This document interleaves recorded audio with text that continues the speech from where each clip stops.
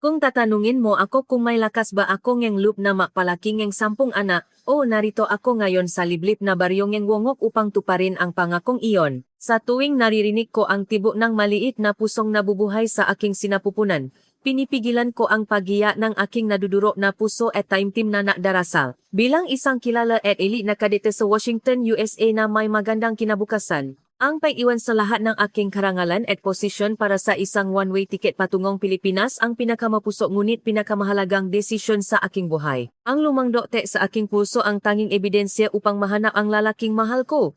Sa bawat hakbang ng aking nanginginig na mga pa, ang lamig ng sahig ng paliparan ay parang naging sarili kong malupit na tadhana. Ang mapanguyam na tawangang, aking dating kasintahan na si Steven at ang banta ng pagtatawilan ng pamilya ay hindi nakasira sa aking determinasyon. Pupuntahan natin si Papa, protektahan kita, bulong ko sa aking sarili habang sumasakay sa eroplano noong gabing iyon, ang pinakamahaba at pinakamadilim na tunnel sa aking buhay.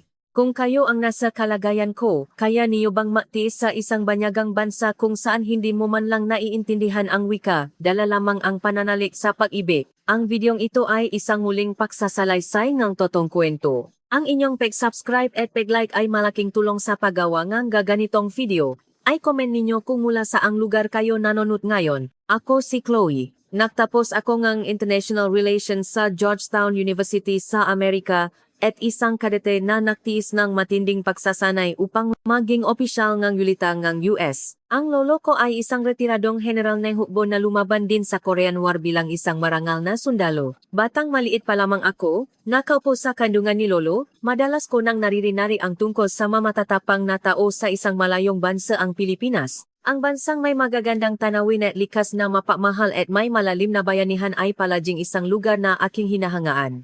Ngunit hindi ko akalain na ibig ako sa isang lalaki mula sa lupang iyon at itataya ang buong buhay ko para sa kanya.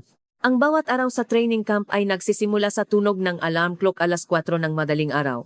Sa tuwing nakasuot ako ng unipormang amoy pawis, gumagapang sa magaspang na buhangin, at sumasailalim sa shooting training, naramdaman kong unti-unting tumitigas ang aking puso. Si Steven ay isang senior sa parehong universidad at anak ng isang mayaman at makapangyarihang pamilya. Tinatawag kami ng nga tao na perpektong magkapareha, ngunit pelaging may bakanteng espasyo sa isang sulok ng aking puso. Si Stephen ay isang malamig na tao na naghahabol lamang ng tagumpay at ranggo. Chloe, ang militar ay parang negosyo. Alisin mo ang emosyon, ang kanyang nga mata ay laging kasing lamig ng yelo kapag sinasabi iyon. Isang araw, lumaho ako sa isang US-Philippine Joint Military Exercise na ginanap malapit sa base ng Clark at Subich. Gabi iyon ng malakas na bagyo at ulan. Sa gitna ng operasyon, nagkaroon ng problema ang communication equipment at na-isolate ako sa gitna ng maputik na kagubatan. Mas lumala pa ang sitwasyon na madulas ako sa isang matarik na dalisdis at napilayan ang aking bukong-bukong. Habang binabasa ng malamig na ulan ang aking buong katawan at lumalapit ang kadiliman, binalot ako ng takot na higit pa sa kamatayan. Tahimik ang radyo, at ang nakasamahan ko sa hukbo, kabilang si Steven, ay malayo na sa akin, ang tagataguyod sa gitna ng bagyo. Tapat sa sandaling iyon, isang mababa at malalim na boses ang narinig ko sa gitna ng ingay ng ulan. Ayos ka lang ba? Nang iangat ko ang aking ulo, nakita ko ang isang lalaking nakasuot ng uniforme ng sundalong Pilipino na nababalutan ng putik at alikabok. Siya si Mino. Isa siyang sergeant sa isang reconnaissance unit, at aksident niyang natagpuan ang isang banyagang sundalo na naiwan. Ang tingin sa mga mata ni Mino ay iba sa matatalas na titik ng mga Amerikanong opisyal na nakasanayan ko. Sa malalim at malinaw na mga matang iyon, nakita ko ang pag-aalala at mainit na pagkalinga sa isang banyaga. Tiningnan niya ang aking pinsala, hinubad ang kanyang panlabas na uniforme, at ibinalot sa akin. Matiis ka muna ng kaunti, dadalhin kita sa litas na lugar, sabi niya habang bulakas akong binuhat. Ang kanyang mga bisig ay nakakagulat na mainit at masahan. Ang aking katawan na nanginginig sa basang ulan ay milagrong nagsimulang kumalma. Habang naglalakad siya sa maputik na daan, ang tunog ng kanyang mabigat na pahinga ay umaling-awngaw sa aking tainga, at binalot akong isang kakaibang emosyon na ngayon ko lang naramdaman. Isang napaka-espesyal na init na nagpapakitang lakas ng isang sundalo at lambing ng isang tao ng sabay. Nang makarating kami sa isang maliit na tenda na nasisilbing pansamantalang silungan, ibinahagi niya sa akin ang kanyang military ration. Hindi ko alam kung magugustuhan mo ito kumpara sa pagkain ng US military, nahihiyang ngiti niya, at ang ngiting iyon ay kasingganda ng bagong silang na buwan sa madilim na kalangitan. Tahimik kong ininom ang mainit na tsa na ibinigay niya. Ang init na dumaan sa aking madaliri habang hawa ang baso ay parang ununting nakpapalambot sa aking nanigas na puso.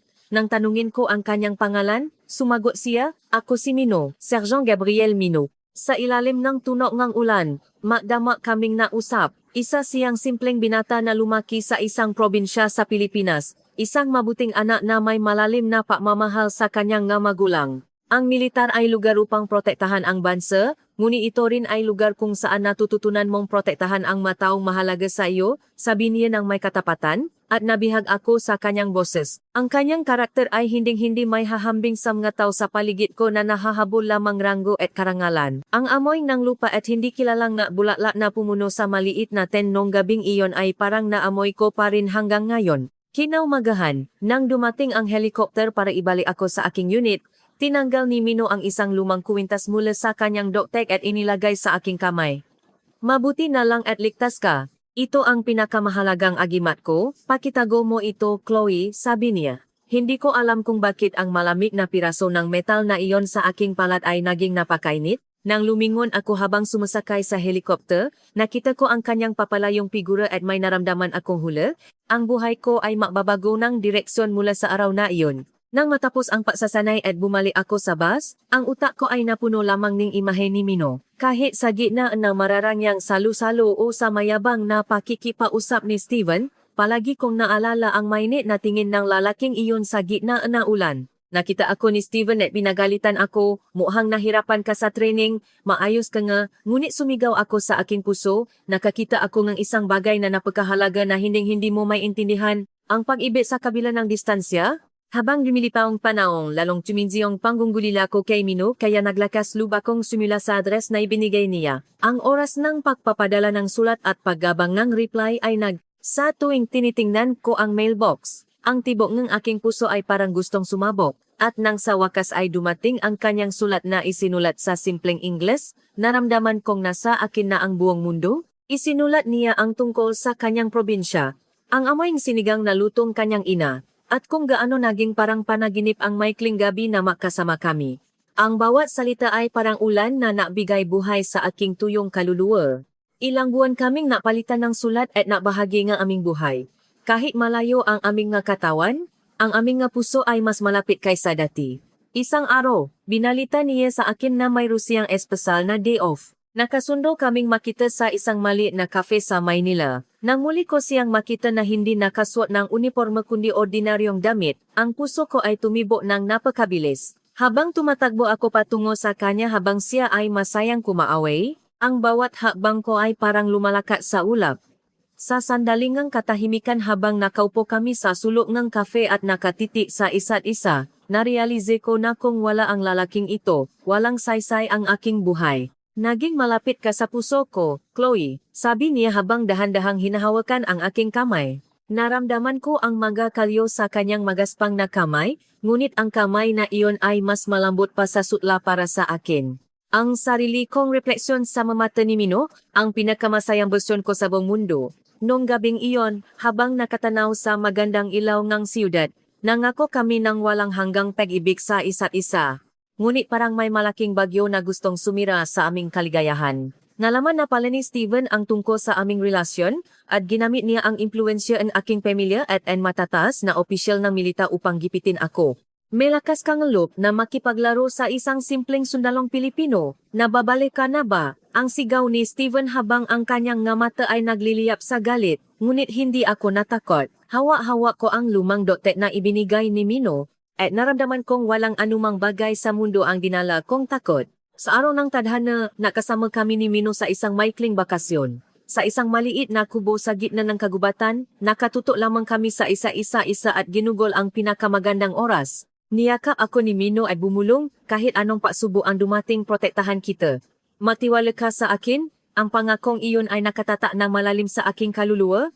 At pagkalipas ng ilang araw, nang malaman kong may bagong buhay na nabubuo sa aking sinapupunan, nagdesisyon ako para sa batang ito at para sa aming pag-ibig, hinding-hindi ako susuko. Nang biglang maputol ang komunikasyon ko kay Mino dahil sa panginjalam ni Steven at may dumating na mandatory recall order mula sa aking unit, naramdaman ko na ito na ang pinakamalaking sangandaan ng aking buhay. Nang ihandanda ko ang aking mga gamit para umalis ng bus, walang sinuman sa aking tabi, ngunit ang aking kamay ay kusang pumunta sa aking tiyan. Kahit makagulo pa ang Pentagon o tanggalin man ng pamilya ko ang pangalan ko sa kanilang lahi, wala akong pakialam. Ang tanging nasa isip ko lang ay ang pumunta sa Pilipinas, ang lugar kung nasaan si Mino, kung saan may mainit na pagmamahal. Habang nasa loob ng taksi patungong paliparan, tahimik akong bumulong habang nakatingin sa labas ng bintana, mahintay ka, Mino.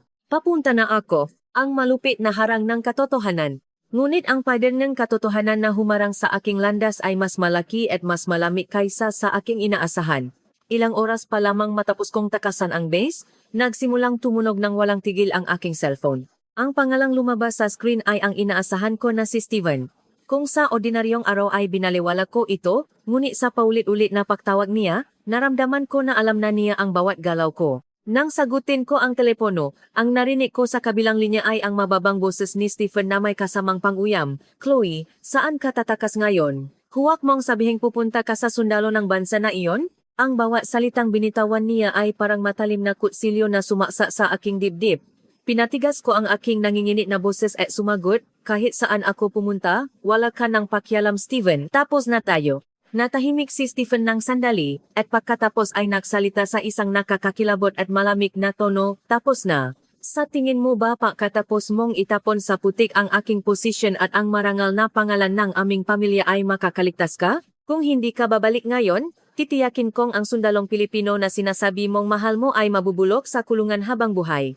Sa kanyang banta, naging basang-basa ng pawis ang aking palad. Ang banta na sasaktan niya si Mino ay mas masakit pa sa anumang uri ng totyo para sa akin. Alam na alam ni Steven kung ano ang pinakakinatatakutan ko. Hinawakan ko na mahipit ang upuan ng taxi at libu-libong beses na naisip sa aking sarili, hindi, malakas si Mino. Sinabi niyang protektahan niya ako. Ngunit sa kabilang banda binalot ako ng matinding konsensya na baka dahil sa aking kasakiman ay masira ko ang buhay ng lalaking iyon. Ginamit ni Steven ang aking katahimikan upang lalo akong gipitin, hindi pa huli ang lahat. Bumalik ka dito at magpaabot, kung gagawin mo iyan, parang walang nangyari. Sa sandaling iyon, naramdaman ko ang isang maliit na paggalaw sa aking tiyan. Hindi iyon simpleng paggalaw, kundi isang desperadong senyas ng aking anak para sa akin. Nakaramdam ako ng matinding galit sa malupit na alok ni Steven at mariing sinabi, ang batang ito ay mas mahalaga pa sa buhay ko. At si Mino ay hindi mahinang tao tulad ng inisip mo, tingnan natin kung hanggang saan abot ang duwa mong kapangyarihan. Pinatay ko ang telepono at tinanggal ang baterya nito upang maiwasan ang pet-track sa aking lokasyon. Ang pagtakas patungo sa bagong bukas, ang taksi ay bumabaktas na sa isang tahimik na daan malapit sa paliparan. Ang pamilyar na tanawin ng Washington na dumadaan sa labas ng bintana ay naging napakabanyaga sa akin ngayon. Ang marangyang lungsod kung saan ako ipinanganak at lumaki ay parang isang malaking kulungan na sumasakal sa akin. Naalala ko ang mararangyang medalya at sagisag ng pamilya na nakasabit sa silid aklatan ng aking lolo. Sa sandaling piliin ko ang landas na ito, ang lahat ng karangalang iyon ay magiging kahihiyan. Ngunit kapag naalala ko ang mainit na yakap ni Mino sa gitna ng ulan, ang anumang marangyang pamana ay parang alikabok lamang. Nang makarating ako sa airport terminal at buksan ang pinto ng kotse, binalot ako ng matinding kaba. Ang mga tingin ng mga military police at pulis na nakatalaga sa paligid ay parang mga mata ng isang search party na naghahanap sa akin. Naglakad ako ng mabilis habang itinago ang aking mukha sa ilalim ng sombrero. Sa loob ng aking bag ay naroon ang dogtag na ibinigay ni Mino, ang ultrasound picture ng aking anak, at isang lumang mapuni, Pilipinas na ibinigay sa akin ni Lolo nung nabubuhay pa siya. Iyon ang aking buong kayamanan at ang aking tanging paasa para mabuhay. Habang naglalakad patungo, ko nakita ko ang aking reflection sa salamis, ang pagod na muha at mamatang puno ng takot muha ng isang taong tumatakas. Bigla kong naalala ang isang linyang isinulat ni Mino sa kanyang sulat, Chloe, sa Pilipinas, mayroon kaming tinatawag na bayanihan at pagmamalasakit, isang uri ngang pag-ibig na nababahagi ngang puso ng walang anumang kapalit. Napasya akong maniwala sa pagmamalasakit na iyon. Naniwala ako na ang katapatan ng lugar na iyon, kahit simple, ay magliligtas sa akin at sa aking anak, higit sa malamig at mapakumpitensang lohika ng mundong aking iniwan. Ang pila patungo sa immigration clearance ay napakahaba. Natatakot ako na baka may makakilala sa akin at sumigaw, o baka may matauhan si Steven na humawa sa aking balikat. Ang bawat segundo ay parang peg-upo sa matinik. Pinagpawisan ako ng malamig at ang tibok ng aking puso ay umaling-ungaw sa aking tainga. Next please. Sa boses ng immigration officer, inabot ko ang aking pasaporte at tiket gamit ang aking nang inigin na kamay. Nang titingnan ng opisyal ang aking muka at pasaporte ng pabalik-balik habang nakakunod ang no, panandaliang huminto ang aking paginga. Ang ilang segundong iyon ay parang isang dekada. Nang marinig ko ang tunog ng stem salok ng tahimik na hall, doon pa lamang ako nakahinga ng malalim. Ngunit hindi pa pwedeng mag-repress ko.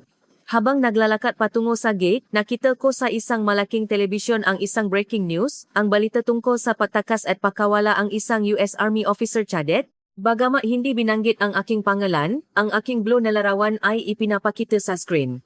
Namadali ako sa paglakad habang nakayuko. Nang makarating ako sa harap ng boarding gate, parang nakarinig ako ng boses na tumatawag sa aking pangalan mula sa malayo, Chloe, Chloe Smith. Hindi ako lumingon. Kahit boses iyon ni Steven o isang ilusyon na nilikha ng aking takot, hindi na iyon mahalaga. Tumingin ako sa unahan. Habang dumadaan sa makipot na daan patungo sa eroplano, ang pangingini sa ilalim ng aking nga paa ay parang tunog ng malaking gulong ng tadhana na umiikot. Habang nakaupo sa upuan ng eroplano at nakasuot ng safety belt, naramdaman kong nawalan ng lakas ang aking buong katawan. Naramdaman ko na talagang tinawid ko na ang ilo na wala ng balikan. Ang nga ilaw sa runway na nakikita sa labas ng bintana ay parang nga luhang napapaalam.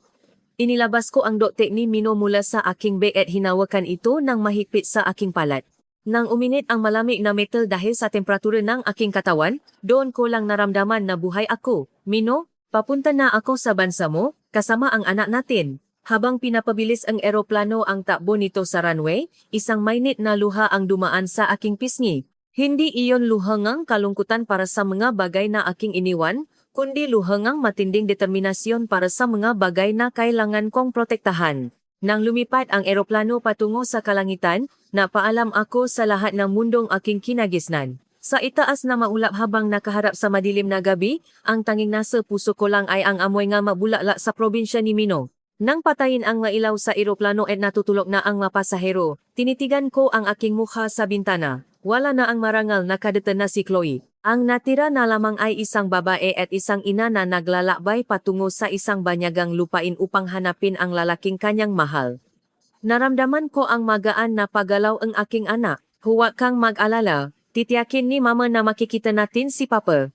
Ang Pilipinas ay yayakapin tayo ng mahigpit. Bumulong ako sa aking anak at ipinikit ang aking mga mata upang matulog sa gitna ng takot at pananabik. Ang eroplano ay patuloy na lumipat sa gitna ng walang katapusang kadiliman patungo sa kabilang panig ng mundo, patungo sa lugar kung saan naghihintay ang banyagang hangin, banyagang wika, at isang buhay na hindi ko pa kailanman naranasan. Ginawa ko ang aking unang hakbang. Ang nakaraan sa likod ng desisyon. Ang maikling kapayapaan sa itaas ng mga ulap ang huling pahinga na ibinigay sa aking buhay. Isang linggo bago ko nagpasyang pumunta sa Pilipinas, ang nga alala ng matinding hidwaan at pagtataksil na naranasan ko sa aking sariling bansa, ang Amerika, ay parang nga basat na salamin na sumaksa sa aking dibdib. Ang katotohanan na ang isang opisyal ng militar na tulad ko ay nabuntis ay hindi lamang simpleng personal na problema, kundi isang kahihiyan sa pamilya at isang malaking kaganapan na yumanik sa disiplinang hubog. Ang sigaw nga aking lolo sa kanyang silid-aklatan ay umaalingaw-ngaw pa rin sa aking tainga. Chloe, alam mo ba kung anong uri ng kasalanan ang ginawa mo? Tiningnan ako ni lolo gamit ang matatalas na matang hindi ko pa kailanman nakita noong maliit pa ako. Hindi ko mayangat ang aking ulo habang hawak-hawak ko ang aking tiyan gamit ang aking nanginginig na kamay. Patawad, lolo. Ngunit ang batang ito ay mas mahalaga pa sa buhay ko. Bago pa man matapos ang aking sagot, ibinato ni lolo ang kanyang mabigat na baton sa lamesa buhay. Ang pakikipagkapwa-tao sa isang simpleng sundalong Asyano ay mas mahalaga pa sa buhay mo? Ang karangalan na binuo ng pamilyang Smith sa loob ng tatlong henerasyon ay nawasak dahil sa sandaling pagkakamali mo. Sa likod ng khalid ni lolo ay ang pakiyak na aking ina. Chloe, pakiusap, tingnan mo si mama at makbaho ka na isip. Humingi kang tawad kay Steven ngayon at pumunta tayo sa ospital. Kung gagawin mo iyan, ang lolo mo at ang pamilya ni Steven ay mapaparaya sa pagkakataong ito. Ang pakiusap ng aking ina ay parang napunit sa aking puso. Ngunit alam ko na ang solusyon na sinasabi nila ay ang papatay sa maliit na buhay sa aking tiyan at ang pabebenta na aking kaluluwa. Umiling ako at mahinahong ngunit mariing sinabi, ayokong maging mamamatay tao, mama. At ang relasyon namin ay hindi isang pagkakamali. Siya ang tanging tao na tunay na nagpahalaga sa akin. Sa sandaling iyon, marahas na binuksan ni Steven ang pinto ng silid-aklatan. Ang kanyang mukha na laging mukhang disente ay napalitan ng put at selos. Chloe, kung mapilit ka talaga, mayroon din akong paraan. Pwede kong kontakin ang Department of National Defense ng Pilipinas at ireklamo ang mino na iyan ng kasong kriminal. Kung isipin ang relasyon ng US at Pilipinas, ang pagwasa sa isang simpleng sundalo ay napakadali. Alam mo ba iyan? Sa biyalang banta ni Steven, biglang bumaksak ang aking puso. Paano mo nagagawang gumawang ganyang bagay? Nang sumigaw ako, malamig siyang tumawa at hinawakan ang aking baba, mababa pa nga iyan kumpara sa pagtataksil mo sa akin. Pumili ka maging asawa ko at tahimik na alisin ang batang iyan, o panoorin mo siyang mawasak.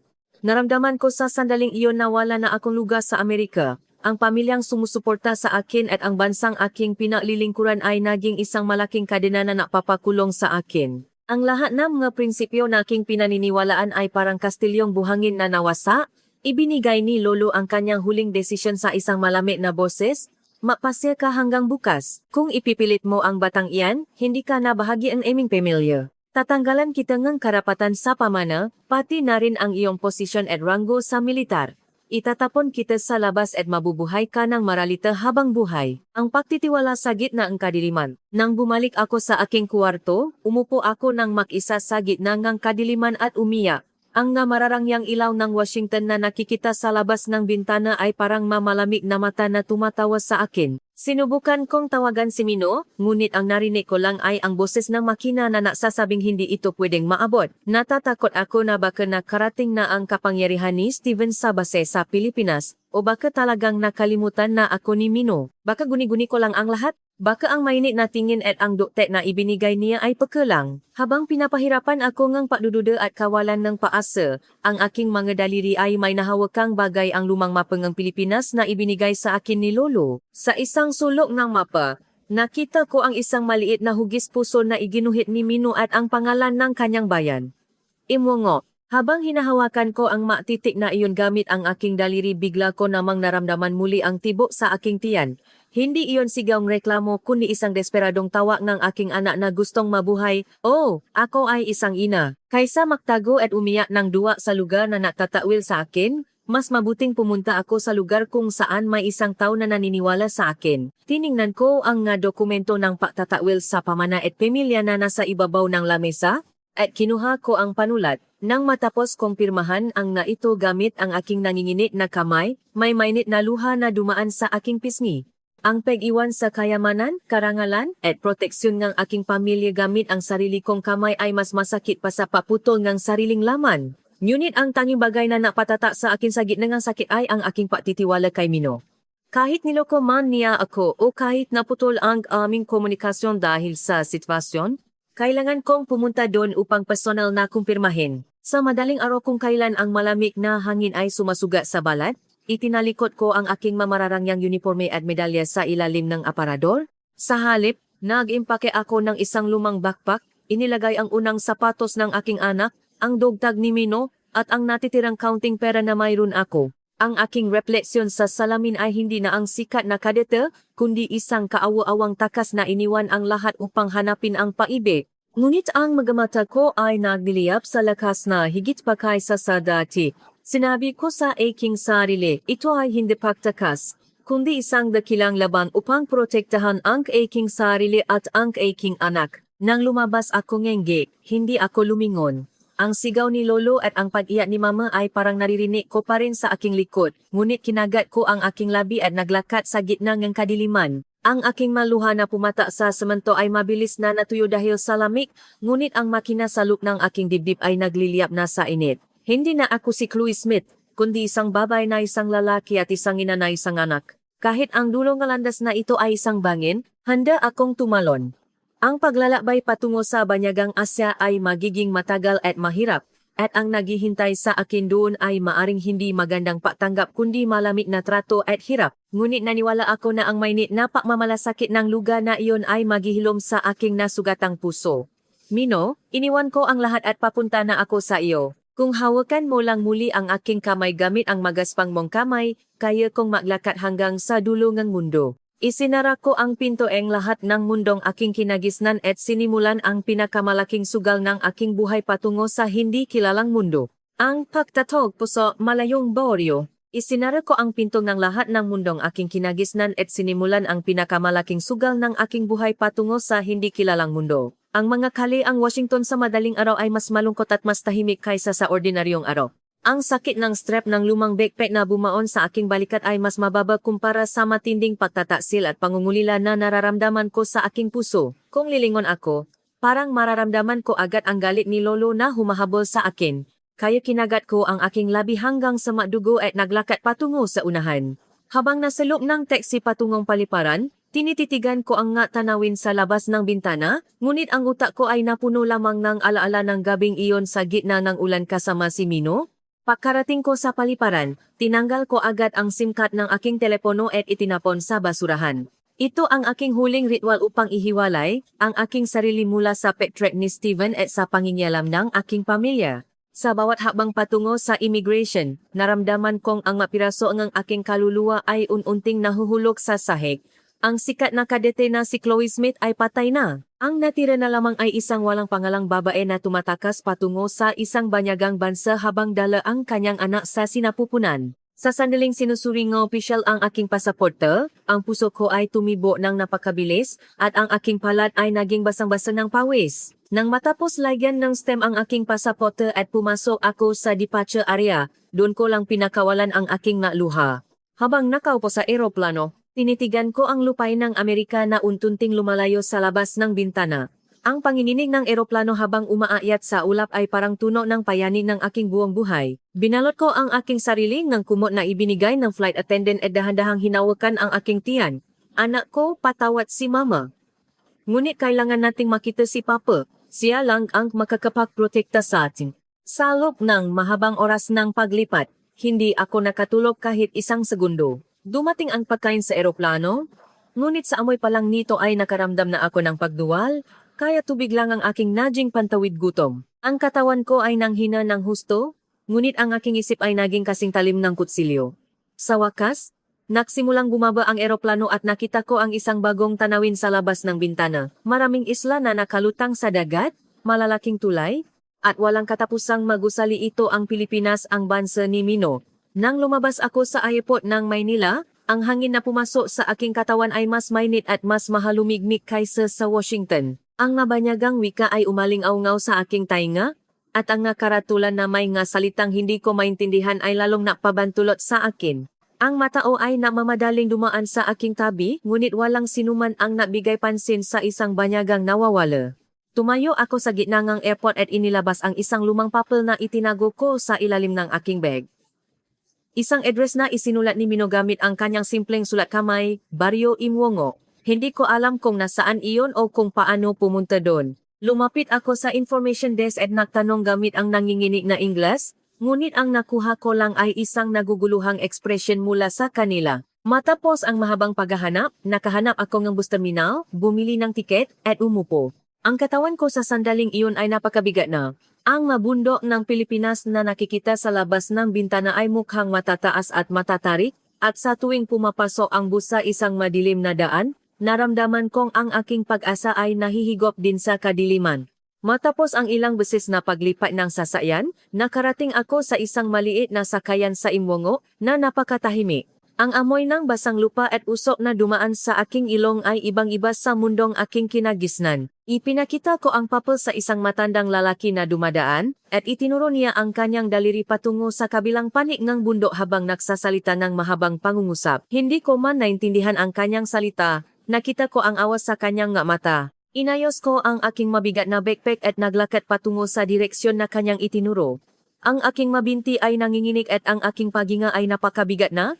Ngunit ang tanging bagay na napapagalaw sa aking paa ay ang maliit na paasa na makikita ko muli si Mino. Ang unang gabi sa Pilipinas. Untunting lumulubok ang arawatangan nino no bundok ay naksimulang bumalot sa baryo. Ang mahindi kilalang bulakla sa tabingang daan na sumasayaw sa hangin ay parang sumasalubong sa akin o kaya naman ay nakbibigay ngang babala. Matapos ang mahabang paglalakad, lumitaw ang isang mali na baryo na may mabahay na may bubong na ni Paadyero. Habang tinitingnan ko ang address sa papel at binabaktas ang nga eskinita, lalong lumakas ang tibok ng aking puso. Paano kung hindi niya ako makilala? O paano kung hindi naman talaga siya nakatira dito? Ano ang gagawin ko? Ang nga negatibong kaisipan ay dumaan sa aking utak, ngunit hindi ako pwedeng huminto. Sa wakas tumayo ako sa harap ng isang lumang pinto na tugma sa address na nasa papel. Sa kabilang panig ng bakod, nakita ko ang isang kupas na unipormeng sundalo na nakasabit sa sampayan. Lumakas ng husto ang tibok ng aking puso. Walang duda, damit ito ni Mino. Ang pinto ay medyo nakabukas at gumagawang tunok habang itinutulak ko ito. Sa isang sulok ng bakuran, may maklumang banga na nakalinya, at mula sa kusina ay may amoy ng masarap na sinigang. Ang amoy na ginawa ng tiyanyang ina na madalas ipamalaki ni Mino sa kanyang nga sulat. Itinaas ko ang aking nangingini na kamay at itinula ang pinto. Nang pumasok ako sa bakuran, may nakita akong mahinang ilaw na lumalabas mula sa bintana. Ibinaba ko ang aking backpack sa sahig at panandaliang huminga ng malalim. Ang hitsura ko ay magulo at ang aking nga mata ay namamaga sa pagiyak. Ngunit sa sandaling ito, ang tanging mapakakatiwalaan ko na lang ay ang taong nasa likod ng pintong iyon, Mino. Sinubukan kong maksalita, ngunit walang lumalabas na tunog mula sa aking lalamunan. Humakbang ako patungo sa pinto at hinawakan ang hawakan nito. Ang lamig ng bakal ay dumaan sa aking nga daliri, at ang lahat na, aking takot at pananabik ay parang sasabok na. Ipinikit ko ang aking mamata at nagdasal sa huling pagkakataon. Sana ay naroon siya, at sana ay yakapin niya ako muli. Dahan-dahan kong binuksan ang pinto. Ang mainit na hangin sa loob ng silid ay dumaan sa aking pisngi, at isang figura ang lumingon patungo sa akin. Sa sandaling iyon, huminto ang aking paghinga. Ang lalaking hinahanap ko na itinaya ko ang aking buong buhay si Mino ay nakatitik sa akin. Ngunit sa kanyang mamata, sa halip na kagalakan, ang nakita ko ay isang matinding gulat at pakalito na hindi may paliwanag. Mahirap kong ibinuka ang aking labi, ako ito Mino. Si Chloe ay narito na. Ang aking boses ay nanginginig at ang aking mundo ay parang huminto sa sandaling iyon. Ang gulat sa mga mata ni Mino ay malayo sa mainit na patanggap na aking inasam. Imbes na tumakbo patungo sa akin at yakapin ako, tumayo lang siya na parang isang estatwa at nanginginig ang kanyang ngalabi. Tumingin si Mino ng tulala sa aking tiyan at sa aking muha ng pabalik-balik at pagkatapos ay umatras ng ilang hakbang. Chloe, paano ka nakarating dito? At sa kalagayan mong iyan, paano ka nakarating dito sa Pilipinas? Ang kanyang boses ay mas puno ng takot at pakalito kaysa sa kagalakan. Naupo ako sa sahig dahil sa kawalan ng lakas at tumingin sa kanya. Naging malapit ka sa puso ko Mino, ngunit bago pa man matapos ang aking salita, hinawakan ni Mino ang kanyang ulo at gumawa ng tunog ng matinding sakit. Ang reaksyon ni Mino ay mas masakit pa, sa patusok ng libu-libong karayom sa aking dibdib. Ang matata at malagang lalaki na aking kinagisnan ay nawala, at ang natira na lamang ay ang banyagang wika at malamig na hangin na nagpapakaba sa akin. Lumabas si Mino sa bakuran at naglakat-lakat ng balisa, at lalong naging balisa nang lumabas ang kanyang ina mula sa kusina. Ang ina ni Mino na nakasuot ng simpleng duster ay lumapit at hinawakan ang aking malamig na kamay gamit ang kanyang kulubot na kamay. Diyos ko, sino ang batang ito at bakit ganito ang hitsura niya? Hindi ko man naintindihan ang kanyang salita. Ang init ng kanyang hawak ay pumasok sa aking matinding pangungulila. Ang pagsubok ng katotohanan sa probinsya, ngunit ang ginhawa ay panandalian lamang. Ang kapaligiran sa aking paligid ay napakahirap at napakabanyaga para sa akin. Ang malamig na hangin na pumapasok sa mga siwang ng dingding lumang bahay ay mas matindi pa sa pagsasanay sa ilalim ng US Special Forces. Ang buhay sa probinsya kung saan ang banyo ay malayo pa sa bakuran ay isang bagay na hindi ko kailanman naisip bilang isang anak ng marangyang pamilya. At ang pinakamahirap sa lahat ay ang matingin ng nga tao sa baryo. Ang mabulong na makapitbahay sa kabilang bakod at ang sismis tungkol sa isang banyagang babae na dumating na may malaking tiyan ay mabilis na kumalat sa maliit na baryo. Sa tuwing nagigising ako sa umaga, hindi ko alam kung bakit ako narito, at hindi ko mapakiba kung ito ba ay panaginip o katotohanan dahil sa matinding homesick. Ang malilinis na kalyeng Washington, ang pamilyar na wikang Ingles, At ang amoy ng steak na inihahanda ni Lolo ay labis kong hinahanap. Ang bata sa aking tiyan ay patuloy na sumisipa na parang walang pakialam sa aking nararamdaman, at sa bawat sipa ay may matinding sakit na pumupunta sa aking balakang na napapalabo sa aking isip. Ang nga pagkain sa Pilipinas ay nagdudulot sa aking ng pagduwal sa amoy pa lang nito, at ang nga pagkaing maasim at maanghang ay nagpapaikot sa aking tiyan. Madalas na umuwi si Mino ng gabi na upang iwasan ang nga tingin ng nga tao sa baryo. Sinasabi niyang naghahanap siya na trabaho pagkatapos ng kanyang serbisyo sa milita, ngunit binalot ako ng takot na baka nahihiya siya sa akin o kaya naman ay nagiging pabigat ako sa kanya. Ang nga matatamis na pangako na aming pinaksaluhan ay parang nga kupas na larawan sa harap ng mahirap na katotohanan dito. Sa tuwing nasasalita si Mino ng simpleng Ingles, nagiging napakasensitibo ko, at ang harang ng wika ay ununting sumisira sa aming mga magagandang alaala. Sa tuwing may gusto akong sabihin, ang nga salita ay nananatili lamang sa aking bibig, at ang naguguluhang mukha ni Mino ay napapaya sa aking puso. Isang araw, nagkaroon ako ng matinding lagnat kasabay ng pagduduwal, kaya maghapon akong nahiga sa kwarto at umiyak. Ang amoy ng lumang dingding at ang tunog ng pinto ay parang nagpapakulong sa akin sa isang malaking libingan. Tiningnan ko ang aking pagod na mukha sa salamin at tahimik na umiyak. Saan napunta ang sikat na kadete, at sino ang babaeng ito na mukhang hayop na nagtadago sa sulok ng banyagang silit? Ang galit na boses ni Lolo ay parang naririnig ko muli. Tingnan mo. Ano ang sinabi ko sa iyo? Hindi ba sasabihin kong iwan ka lang din ng kaawa-awa? Ang tanging nababantay sa akin ay ang mainit na saa na paminsan-minsang ibinibigay ng ina ni Mino. Ngunit ang paalaga na iyon ay hindi nakapigil sa aking matinding kawalan ng paasa. Habang sumasakit ang aking katawan, lalong tumindi ang aking lungkot at nagsimula kong pagsisihan ang aking desisyon. Sana ay tinanggap ko na lang ang alok ni Steven. Sana ay inalis ko na lang ang bata at pinrotektahan ang aking karangalan. Hindi sana ako nakaroon ng ganitong kaawa-awang hitsura. Ang ngabulong ng demonyo ay umalingaw sa aking tainga. Hawak ko ng mahigpit ang doktek ni Mino at tahimik na sumiga. Si Mino ay untanting nawalang ng salita at ang kapaligiran sa loob ng bahay ay naging kasing lamig ng yelo. Sa tuwing lumalapit ako ng isang hakbang, umaatras si Mino ng isang hakbang, at kahit nakatira kami sa ilalim ng isang bubong, mayroon kaming distansya na kasing layo ng universo. Ang matawang nga kapitbahay na paminsan-minsang naririnig ko ay parang nang uyam sa akin, kaya natatago ako sa ilalim ng kumot at natatakip ng tainga. Ang lugar na ito ay hindi paraiso. Ang kwento ng pag-ibig na aking pinangarap ay nawasa nang tumama ito sa matigas na pader ng katotohanan. Ang gabi ay matagal at mapait. Sa tuwing gumagalaw ang aking anak sa tiyan, nagtatanong ako sa Diyos kung bakit napakabigat ng kabayaran ng aking mapusok na sugal. Ang aking kayabangan na akala ko ay sapat na ang pag-ibig, at ang tata ng pagiging isang banyaga ay ununting pumapatay sa akin. Hinawakan ko ang aking namamagang nga binti sa gitna ng kadiliman at naramdaman kong nahuhulog ako sa isang malalim na balon.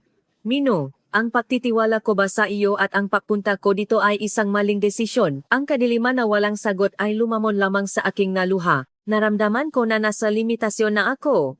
Ang aking katawan ay may sakit at ang aking isip ay pagod na hindi ko na kayang humakbang.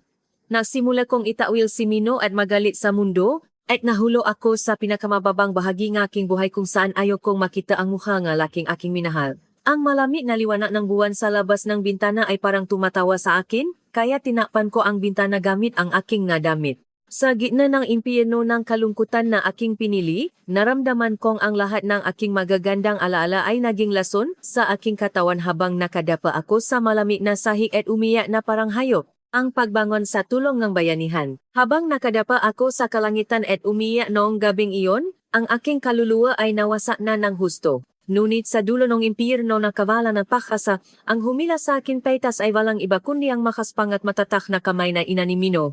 Biglang bumukas ang pinto at pumasok si nanay na may hawak na isang mainit na mangkok.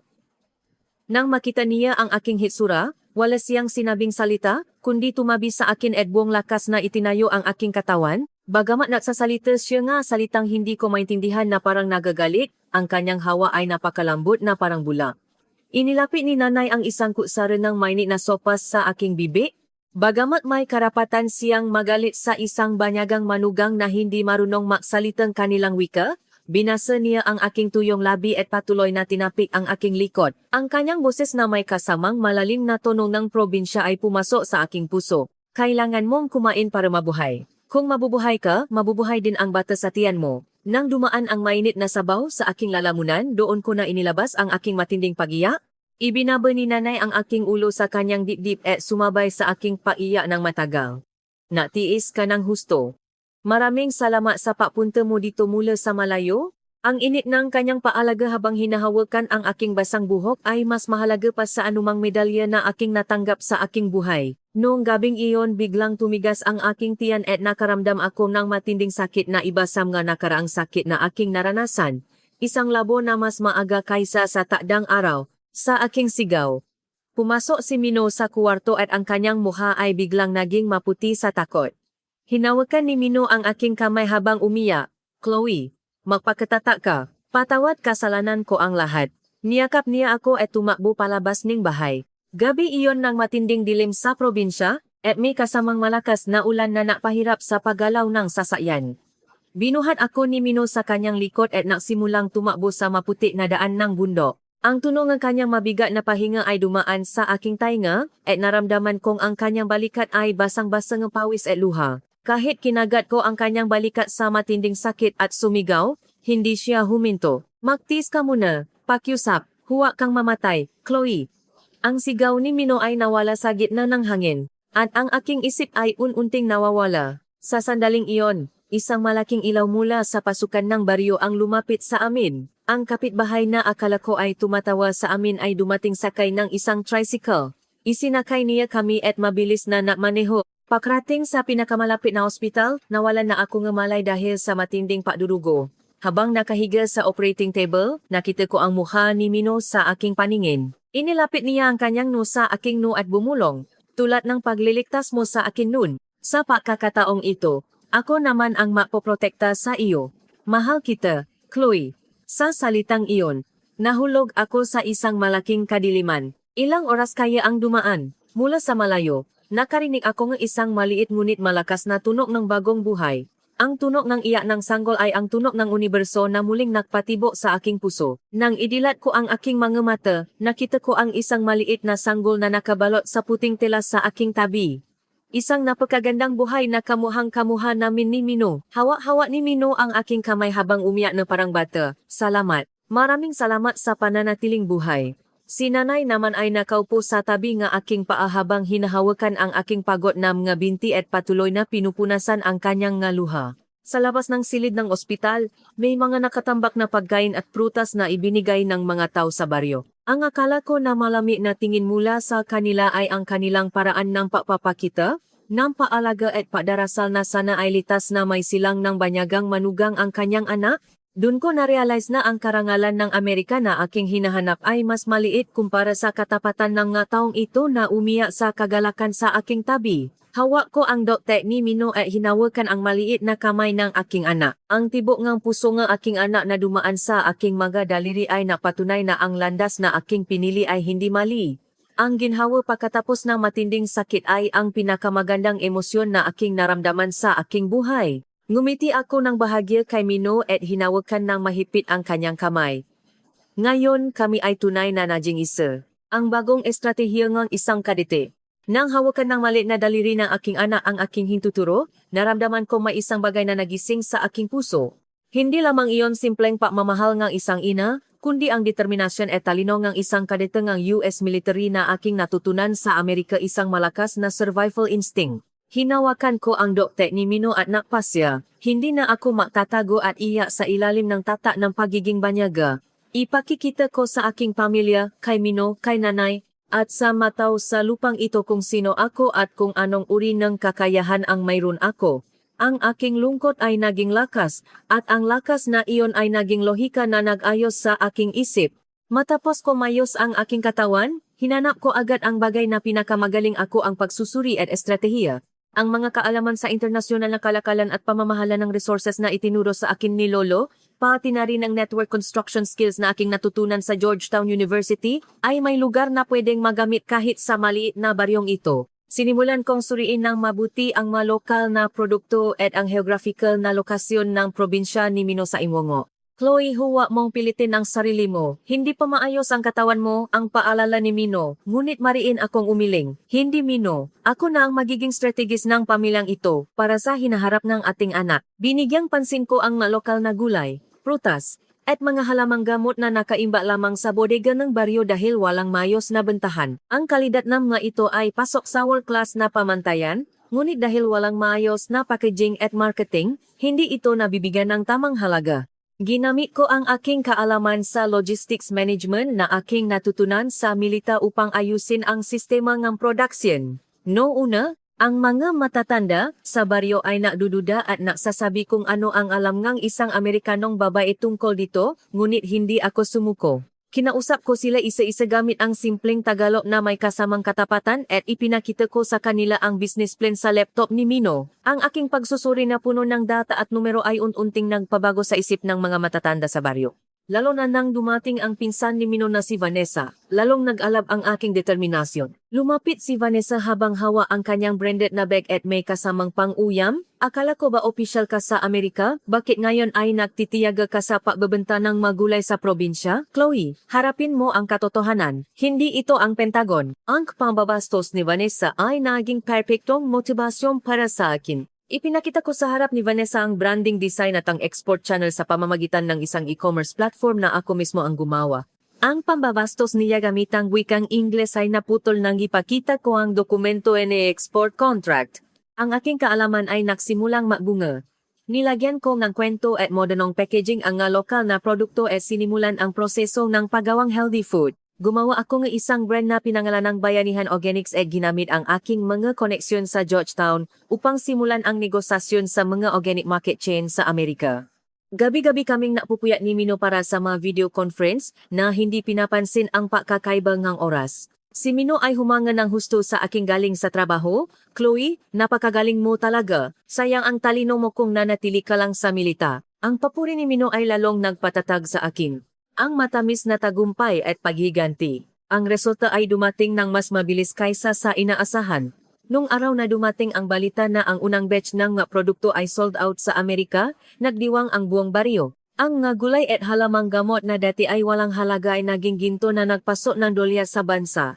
Ang matatanda na dati ay nagdududa sa akin ay isa-isang lumapit upang humingi ng payo. Clue, mari mo bang tingnan din ang aming mekapananim? Ang trato ng kapitan ng baryo ay nagbago ng 180 degrees. Sumagot ako ng may pagalang at napakita ng bagong pananaw para sa kanila. Pumunta si Vanessa sa aking opisina na may hindi makapaniwalang muha. Gawa mo ba talaga ang lahat ng ito? Hindi ako makapaniwala. Anong uring salamangka ang ginawa mo? Ngumiti ako ng bahagya at sumagot, Vanessa, hindi ito salamangka, kundi estratehiya. Natutunan ko kung paano protektahan ang bansa at ngayon ay ginagawa ko ang aking natutunan upang protektahan ang aking pamilya at ang baryong ito. Sa aking matatag na sagot, hindi nakapasalita si Vanessa at umalis na lamang. Ang kanyang kayabangan ay nawasak sa harap ng aking kakayahan. Nagpapati si nanay para sa buong baryo. Ang manugang ko ay hindi ordinaryong tao. Ang dapat sana ay magiging general sa Amerika ay naging swerte ng aming pamilya. Ang boses ni nanay ay puno ng pagmamalaki. Kinain ko ang inihandang pagkain na ngayon ay gustong-gusto ko na, at hinawakan ko ng mahigpit ang kamay ni nanay. Ang kultura at pagmamalasakit ng lupang ito na dati ay gusto kong takasan ay naging pinakamalakas kong sandata ngayon. Ang pakiramdam na mapatunayan ang sarili sa harap ng diskriminasyon ay mas masarap pa sa anumang tagumpay na aking naramdaman sa Washington. Habang dumarami ang benta at nagiging konkreto ang plano para sa papapatayo ng pabrika, nasimula akong mangarap ng mas malaki ang gawin ang baryong ito bilang pinakamalaking sentro ng makabagong agrikultura sa Pilipinas. Si Mino ay naging pinakamahusay kong katuwang sa negosyo. Chloe, mula nang dumating ka, nagkaroon ng bagong buhay ang ating baryo. Maraming salamat. Hinalika ni Mino ang aking noo, at nakita ko ang malalim na paggalang sa kanyang mata. Hindi na ako isang takas. Ako ay isang leader na gumagawa ng sariling landas. Ang matingin ng mga taong dati ay nang maliit sa akin ay napalitan ng pahanga. Sa tuwing dumadaan ako, ang mga bata sa baryo ay sumusunod sa akin at tumatawag ng Teacher Chloe, na parang musika sa aking tainga. Ngunit sa isang sulok ng aking puso, mayroon pa akong huling misyon na kailangang tapusin ang pamilya ko sa Amerika na nagtawil sa akin at si Steven na nagtangkang mawasa ako. Inihanda ko ang aking matagumpay bilang pinakamalakas na sagot para sa kanila. Ang aking talento na nagliliyap sa sandaling ito ang naging simula ng aking matamis na paghihiganti. Ang proyektong Bayanihan Organics na sinimulan ko sa maliit na baryong Ngimwongo ay naging isang malaking milagro na yumanik sa pandaigdigang merkadong ng healthy food sa loob lamang ng ilang taon. Ang aking kaalaman sa pagsusuri mula sa Georgetown at ang estratehiya sa logistics mula sa milita, kasama ang matata na determinasyon ng kulturang Pilipino ay gumawa ng isang malaking tagumpay. Ngayon, ang aming kumpanya ay kumikita ng bilyong-bilyong piso bawat taon bilang isang sikat na global enterprise at ang aming mga produkto ay napasama pa sa opisyal na listahan ng regalo sa White House. Ang isang kaawa-awang takas nun ay naging icon ng makabagong agrikultura sa Pilipinas at isang matagumpay na babaeng negosyante na madalas lumabas sa mga pahayagan. Sa dulo ng aking tagumpay, ipinadala ko ang unang invitation letter sa aking pamilya sa Amerika at kay Stephen. Inibita ko sila sa aming malaking logistics center at sa aming magandang tahanan sa Pilipinas. Ang pagtatapos ng isang dakilang laban, nang bumaba sa eroplano ang aking lolo at mga magulang, hindi sila nakapasalita nang makita ang malaking pasalubong ng mga tao at ang laki ng aking kumpanya. Lalo na si Steven na nagtangkang mawasa ako, hindi niya mayangat ang kanyang ulo sa harap ng aking asawa na si Mino at ng aming nga anak. Si Mino ngayon ay isang opisyal ng kumpanya at isang iginagalang na lider sa komunidad, at sa harap ng kanyang matatak na tindig, ang kayabangan ni Steven ay naging parang alikabok lamang. Umiyak si Lolo sa harap ng inihanda kong masarap na pagkain Pilipino. Chloe, napagkahalaga ng aking pagkakamali. Dahil sa papakulong ko sa aking sarili sa karangalan, hindi ko nakita ang katapatan mo at ang potensyal ng bansang Pilipinas. Hinawakan ni Lolo ang aking kamay at humingi ng tawad ng maraming beses. Nakita rin ng aking ina ang totoong kaligayahan na aking nahanap sa Pilipinas na mas mainit pa kaysa sa marangyang bahay sa Amerika. Sa halip na magtanim ng galit, niyakap ko sila ng mahigpit. Dahil sa pagtatakwil nila sa akin, nakagawa ako ng isang milagro sa banyagang lupang ito at napatunayan ko kung gaano kalakas ang kapangyarihan ng paibig. Dinala ko rin ang aking mga magulang at kamaanak upang manirahan dito sa Pilipinas. Ginamit ko ang aking kinita upang bayaran ang nga utang ng aking nga magulang at binilhan ko sila ng isang magandang bahay malapit sa aming baryo sa Ngimwongo. Ngayon, sa loob ng aming bakuran, naririnig ang halo-halong wikang Ingles, Tagalog, at ang tawa ng mabata isang malaking pamilya na puno ng buhay. Ang aking biyenan na si nanay at ang aking ina na Amerikana ay naging magkasama sa paalaga ng halaman sa likod bahay at naging pinakamatali na magkaibigan. Ang dalawang pamilya na may makaibang lahi at wika ay naging isa sa ilalim ng pangalan ng pag-ibig. Ito ang totong kapayapaan at tagumpay na aking pinangarap.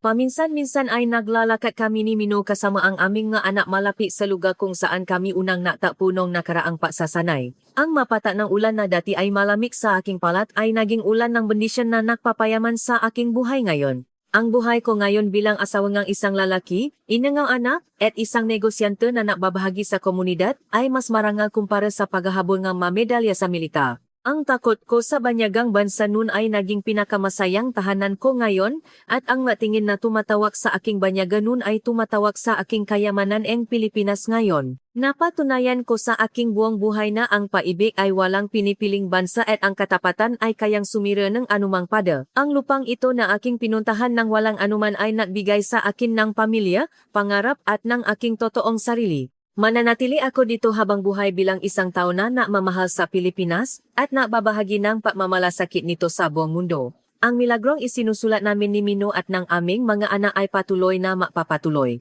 Sa bawat umaga habang nakatingin sa sumisikat na araw, napapasya ako, ibabahagi ko ang pag-ibig at pagmamalasakit na ibinigay sa akin sa mas maraming tao habang buhay bilang pasasalamat. Isang nakakaantik na kwento, hindi ba? Kung nagustuhan ninyo mangyaring ma-subscribe at i-like ang videong ito upang makagawa pa kami ng susunod na kwento. Ibahagi ang inyong opinion sa comment section sa ibaba. Nais ko ang suwerte para sa inyong pamilya.